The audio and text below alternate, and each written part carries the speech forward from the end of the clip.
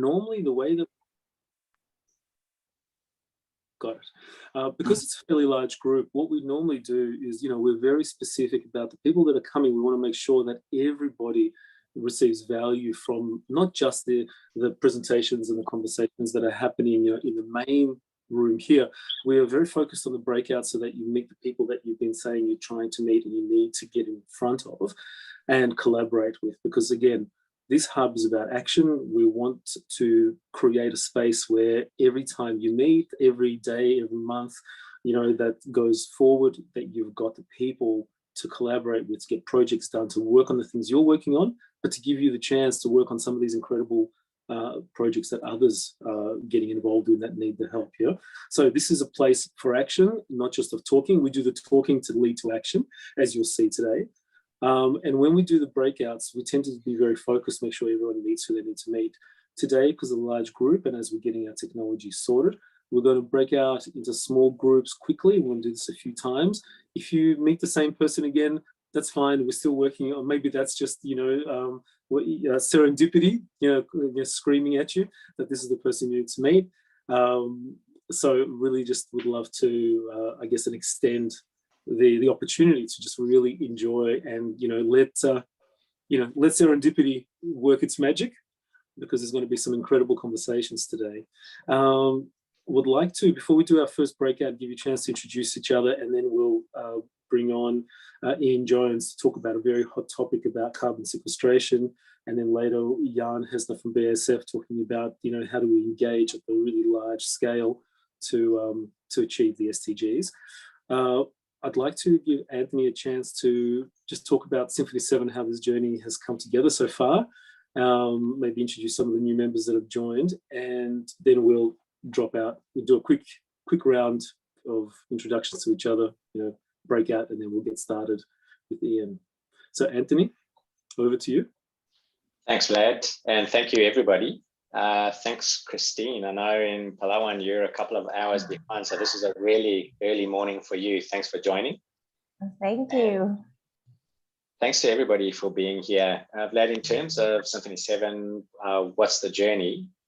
I've known for a very long time now that the reason I'm alive is to increase mine, my family's, and the world's joy.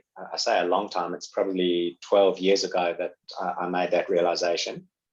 And I began asking, coming from a corporate background, what is it that we could do that would allow us to combine profit with humanity and the environment? In other words, how could we actually use profit as a force for good?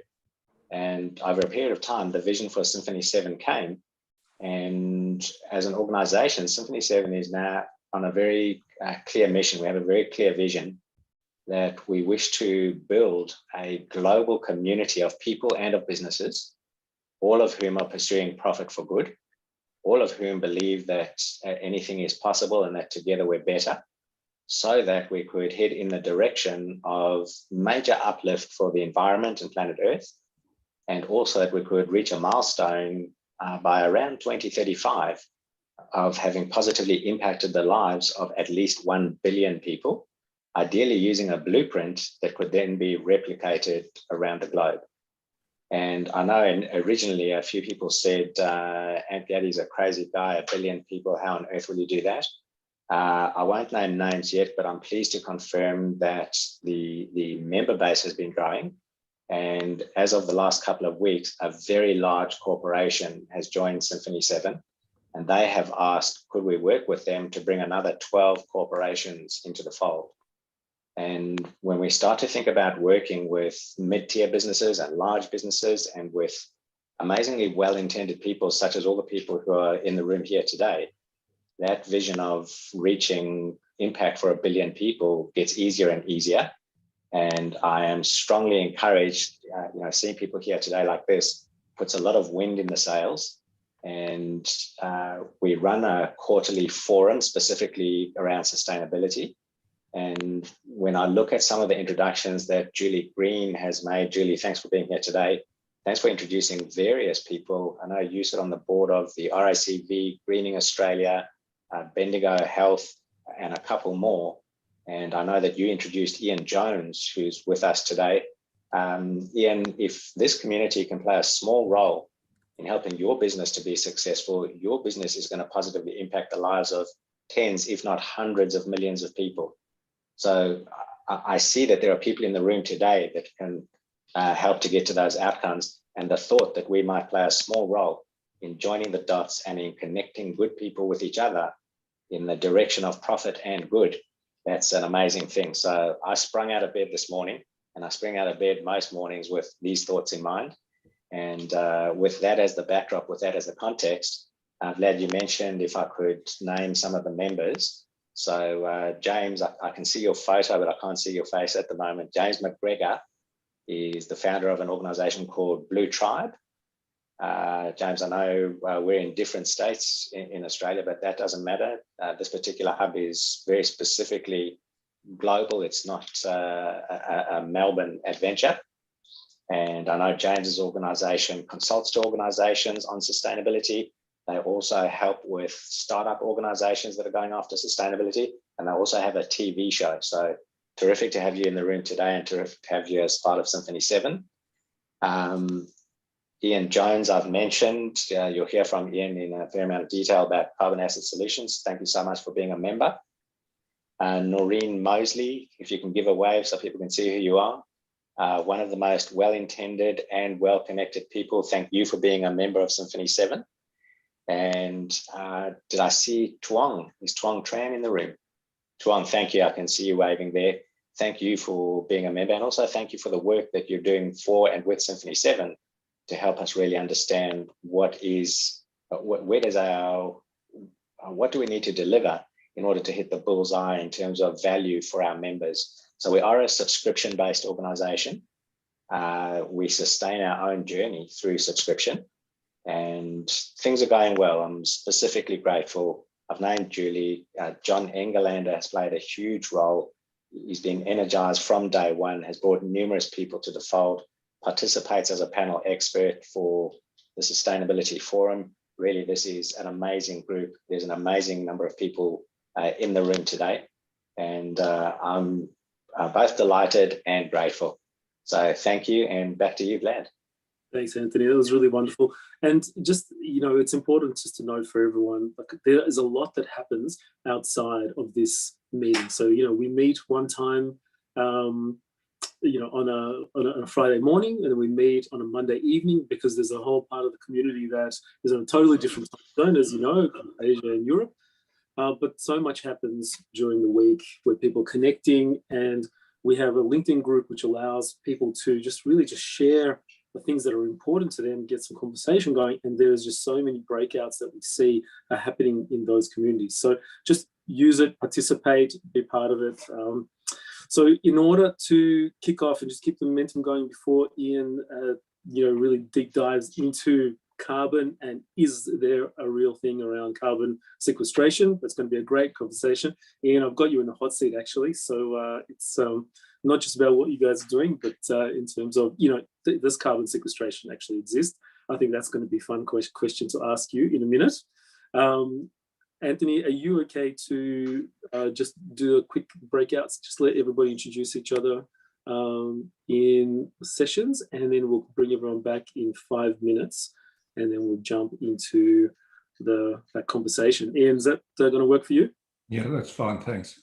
Yeah, so we may do it as maybe a Q&A as well, because I've been getting so many questions since I mentioned that you were going to present. I think there's going to be it's going to be a very exciting conversation. So, Anthony, when you're ready. The rooms are ready, and Vlad, for clarity, what do we want everyone to discuss in the breakout rooms? Thanks so much. So, what I'd like you to do, as a nice way to introduce each other, is what is the sustainability problem that you are trying to solve in what you do, or the kind of projects you're trying to work in. So quick breakout, everybody have just take a minute and just answer the one question with each other. Is a great way to introduce each other. What is the sustainability question that you are trying to solve? All right. Total of 5 minutes. Time starts. Okay. Yep, 5 minutes. Yeah. All right. See you, everybody.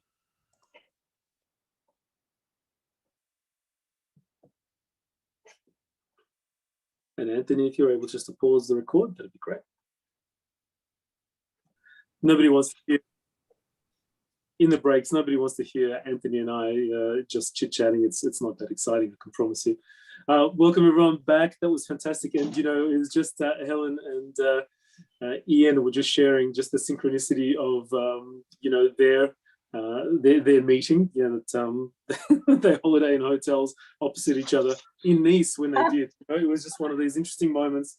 And I think this is what's important, is that I hope that everyone really just took the opportunity to just let synchronicity happen, because I think that's what we're going to see a lot of today. I guess let's dive into the conversation with Ian Jones. So Ian Jones runs an incredible business that's been starting that's starting to ramp up significantly in the last couple of months. In fact, every few months when I speak with Ian, and Ian, when Ian comes on the calls and shares where he's at, it's quite extraordinary, the trajectory. The business is Carbon Asset Solutions, and Ian and his team have got a technology that measures carbon in the soil, right, Ian? Yep. If I say anything that's wrong, you just let me know. But Ian and I have had conversations with both from investment and growth and so forth. So I feel like I've been living and breathing some of the things that Ian has been talking about. And one of the conversations that I had yesterday, in terms of that, was where I suppose I wanted our conversation today to go, almost like a Q&A as opposed to just another update, because the updates are extraordinary. But I think from a community perspective, they probably would love to hear your thoughts on carbon sequestration. How is it actually measured, and why do so many people in the world, and investors and the like, don't really understand or believe that it's real? So that's the question that was posed to me yesterday, and I wonder whether or not in your journey with building out a technology that actually measures carbon in soil and creates a carbon measurement and a carbon something that allows for high quality carbon credits, and a future market that's going to open up with that, and the ability for farmers to really benefit as farmers is one area. What are your thoughts on the conversations that I seem to be having around the place around, is it real? Is carbon sequestration real? Is the science real? Is there really a need to measure? Have you been having these sort of questions, Ian? Yes, I certainly do. I'll give a bit of an overview, and then I'll respond to Q&As and things like that. So thank you very much, and hello everyone. Carbon sequestration is very real. In fact, just to take a step backwards, we're going through a really interesting transformational time in the globe at this point, in right at this moment. Reminds me very much of 20 years ago when the internet came in, and it started off, it was sort of a quaint little thing. You'd surf the web and you'd find a few interesting things and send a few emails, and that was quite fun. And yet here we are 20 years later, and it's absolutely fundamentally transformed the global economy and our lives and everything in it. And climate change and sustainability is going to go through, create the same economic and social change that the internet has over the last 20 years. And we're on the very cusp of it. And the change is going because, there's a shift from just trying to reduce carbon emissions to now starting to reduce atmospheric carbon levels. And that really is reshaping the capital markets. Up until now, carbon emissions reduction has been sort of treated like a tax. Companies have to reduce their emissions, and they try and avoid it as much as possible. What we're seeing now is the emergence of a carbon credit economy, where carbon is becoming an alternative financial instrument, and it's reshaping the capital markets. And you're starting to see these emerging carbon indices, derivatives, all sorts of sort of financial engineering going around carbon products. And what we're involved in that part of it. The carbon sequestration, the soil carbon we'll get into in a moment, is only the beginning of that. And where the transformation happens from a corporate point of view is you hear all these companies saying that they're going to transition to net zero carbon over the next 10 years or 20 years. Most of them make the announcements, almost none of them have got a clue how they're going to do it. The first thing they do is they start reducing their emissions, but you can only reduce emissions so far, because no matter how efficient you are, there's a residual carbon footprint. And to get rid of that, to be true net zero, you've got to buy a carbon offset, a certified carbon offset, and remove that residual carbon footprint. The trouble is the voluntary carbon markets at this point in time are tiny, fragmented, ineffective, and lack transparency and governance. And there's a big cry for the creation of new, more robust carbon credit markets and supply chains. And there's a lot of technology platforms starting to form to do that. We're just one of them, but we operate in a very specific niche. But what that means for companies and for CFOs and things like that is, instead of just treating carbon as a financial impost which sits on their P&L, they can start looking at forward purchasing carbon credits and hedging against future carbon price increases and things like that. And this is some of the financial engineering that we're doing. We can forward sell to a company that's wanting to transition to net zero carbon credits over 1, 2, or 3 years. They can sit on their balance sheets. They can trade them as financial assets. They can create derivatives from them, all sorts of things. So you're starting to see a whole new emerging financial set of models going into corporate management, for CFOs and for accountants and things like that. So it really is a whole architecture that's starting to shift through the system.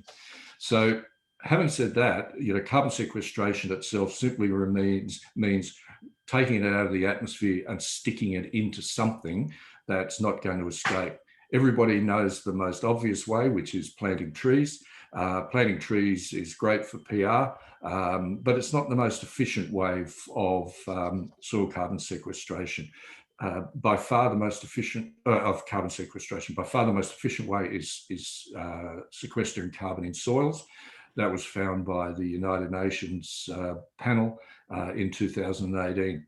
The problem is that measuring the carbon in a soil, certifying it and selling it to the carbon markets has not been possible up to now, really because of the lack of precision in terms of the measurement and the high cost of verifying and auditing the system.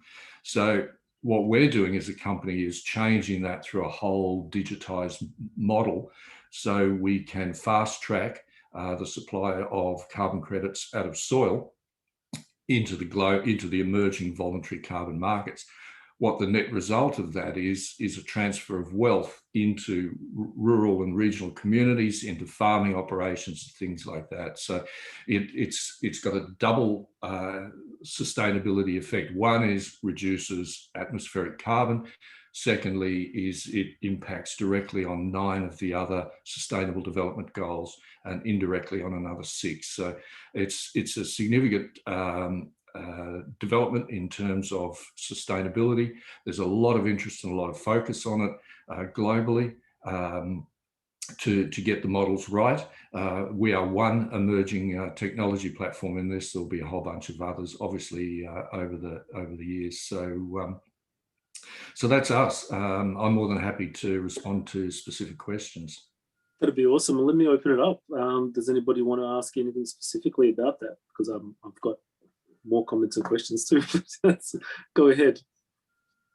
Just unmute and ask your question.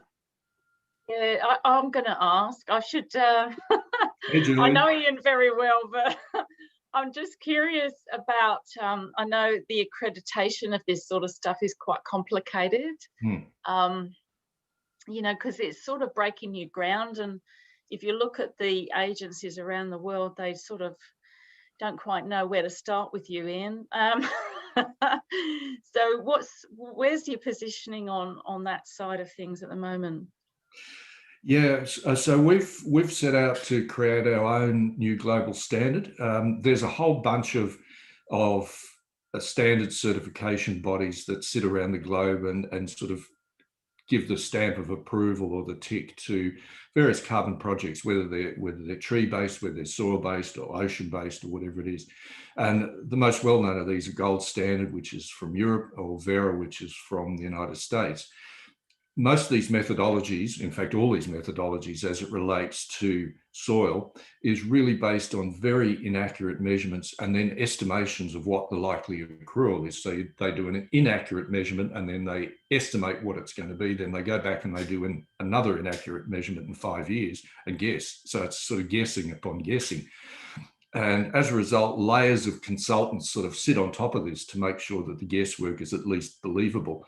And that's why the soil-based carbon credits are not really accepted in the global markets. There's too much lack of precision, and the cost of all this is just prohibitive.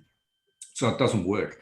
And so when we developed our technology platform, which is really all digitized, we realized that we didn't sit well within these existing frameworks, but we could go back to the core underlying methodologies, which is the global ISO standards, and create our own new global standard under that particular, under these two particular ISO methodologies, which is precisely what we're doing. We're about 3/4 of the way through the process.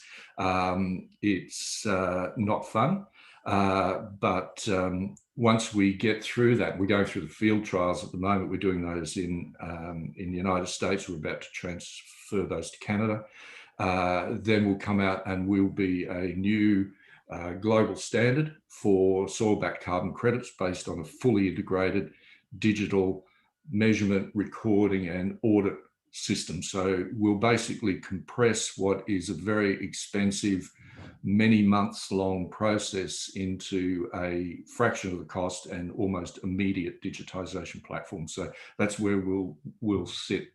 It's quite significantly different once we finally get the bits and pieces in place.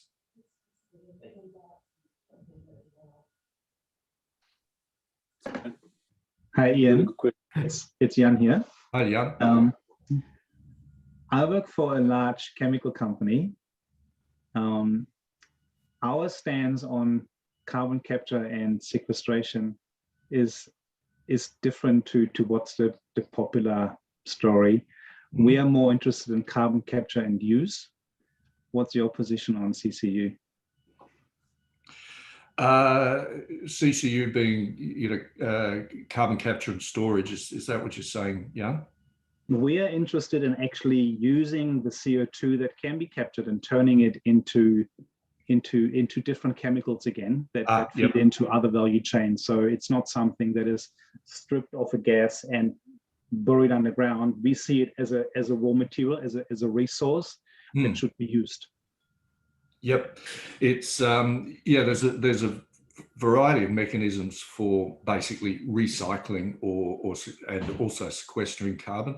I mean, we're focused on one specific niche, obviously, and there's a whole bunch of other ones which are, the carbon capture and storage things where, there's large bits of equipment and they bury it in basaltic rocks and other things. So from our perspective, anything that is stopping carbon going up in the air and staying there is good, no matter what it's, no matter what process it is. So yeah, I applaud what you're doing, yeah.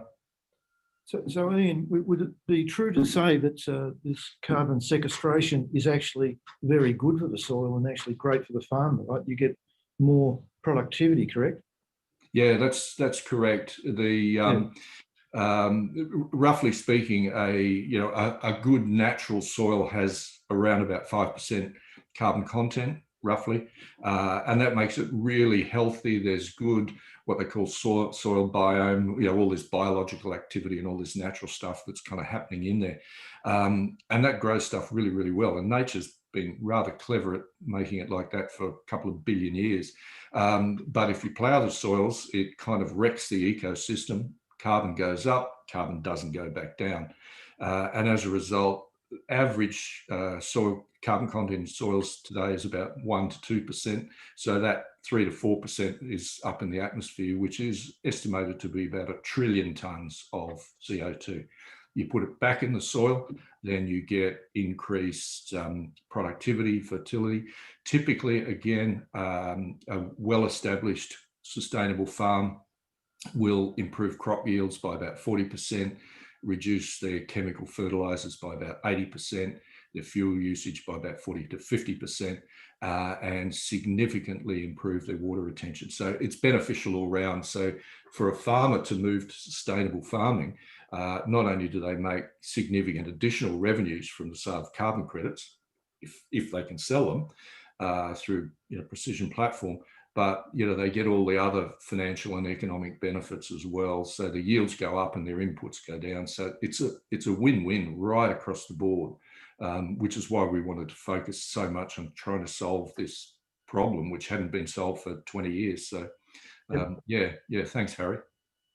I just wanted to make a comment. It's Nick Gonios here. I always look at systems from a with the band-aids that we put on them versus the complete reset that should be happening. And it sounds like, Ian, that industrialized farming, this solution that you're bringing to market is a band-aid to the industrial farming problem of the world, where we are continuously trying to drive process and optimization of industrial farming capability, which is actually creating the problem in the earth, versus focusing on regenerative farming and pushing towards that as the solution. And actually delivering a platform for regenerative farmers to actually track and measure the increase in carbon and carbon sequestration that they actually are creating. So what are your thoughts on that? Funny enough, before you get there, actually, this week's, last month's Financial AFR magazine had an article in there around rich listers talking about doing business for good. And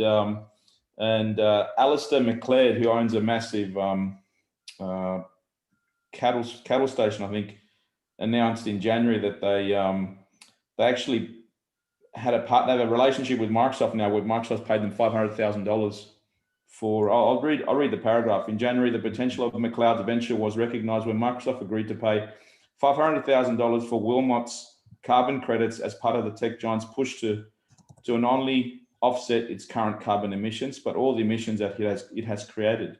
It is the single biggest trade of carbon credits by an Australian farming business. It's quite interesting to read that. Just your thoughts on farming versus regenerative agricultural farming.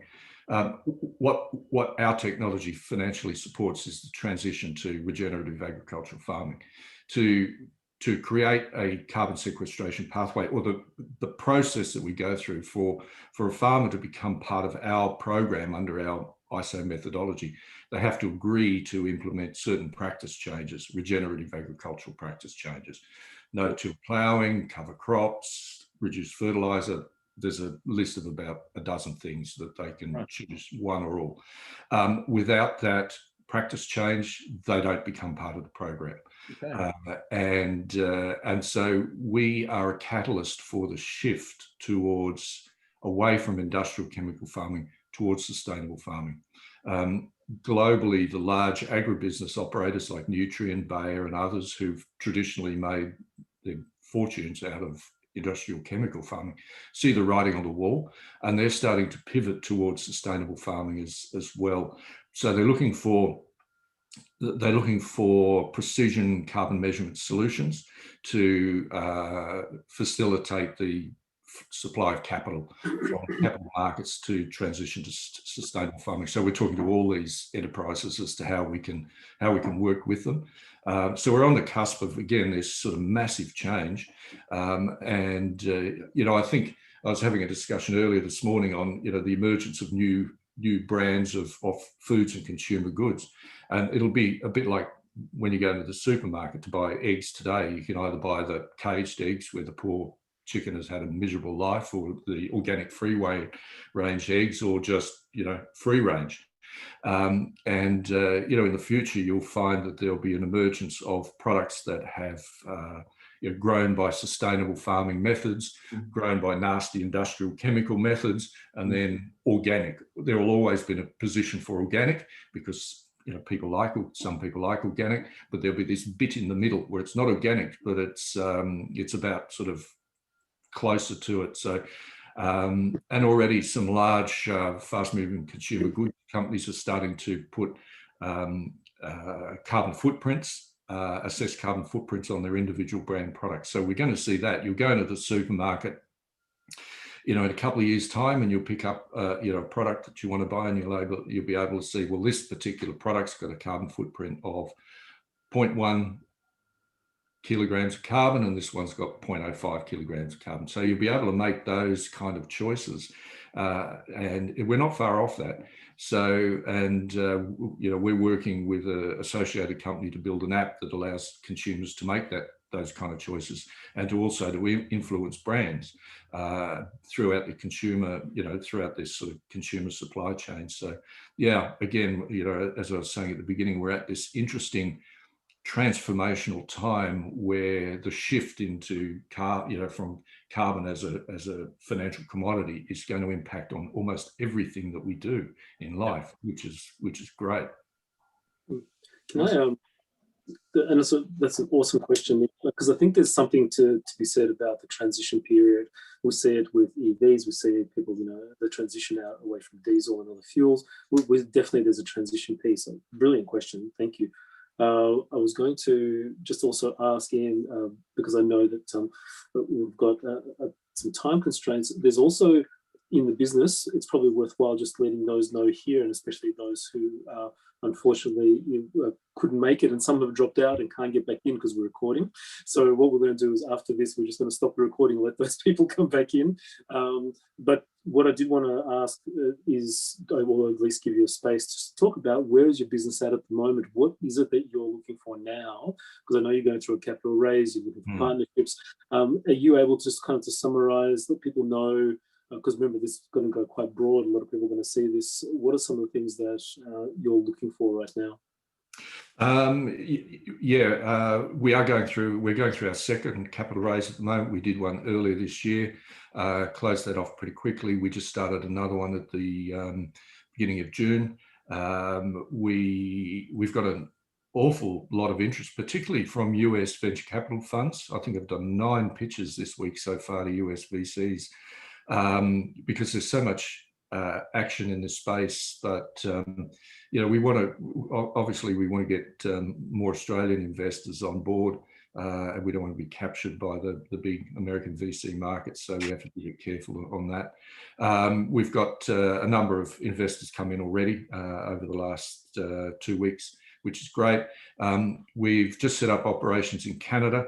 We're focused initially on commercially rolling out in Canada because it's the Canadian government has priced current price of carbon in Canada is $50 a tonne. They're pushing it up to $170 a tonne by the end of this decade. So that's putting enormous pressure on the industry and rural operators in Canada to create vibrant offset markets. I mean, that's a huge price, and that's all legislated and mandated. So they've got no choice. And as a company that's supplying carbon credits, obviously we're interested in being where the really big price is. So we've set up operations there.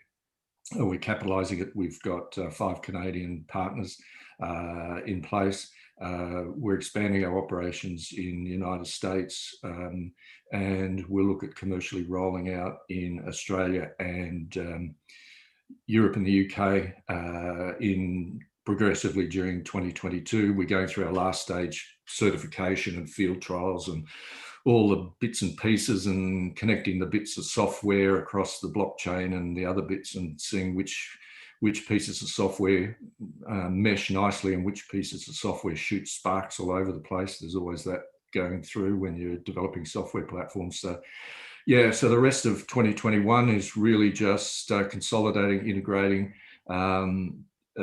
developing our strategic partnerships with the agribusiness companies and with the global operators for offset, selling the offsets, which we're doing now. So that's us. We've there's an awful lot happening, so everybody's feeling sort of a little stretched, to put it mildly. But yeah, it's great. I've been doing startups for a very long time. They're exciting when you get to this phase, because during the early phases you wonder, is it ever going to get off the ground?